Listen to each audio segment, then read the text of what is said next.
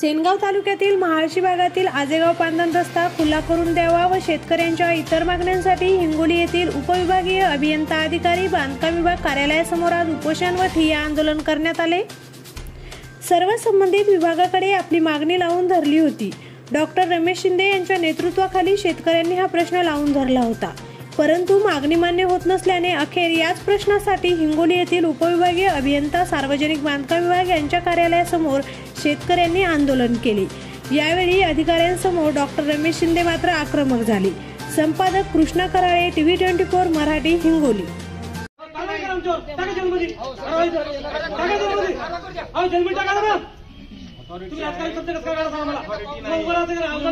मला पोलीस केस करतो म्हणले ना, मी नाही बोललो तुम्हाला, म्हणलं साहेब काय करा तुम्ही पोलीस केस करतो म्हणले डॉक्टर साहेब, पोलीस केस करतो म्हणले तुम्ही आधी बोलत राहिले, तुम्ही आधी म्हणले रेकॉर्डिंग आहे इथं, पोलीस केस करतो म्हणले आधी मी तुम्हाला हो एखादा मी काय म्हणलं साहेब, शेतकरी तरी मेला मग आत्महत्या केलं तुमच्यावर दाखल करतो, पोलीस केस करतो काय म्हणणार, मेल्यानंतर कोण होतं आता काल सेवा होऊन गेल्या तिथे होऊन गेला करतो म्हणले साहेब, आम्ही कोणामुळे झाले हे काम रुकलंय, हे काम कोणामुळे रुकलंय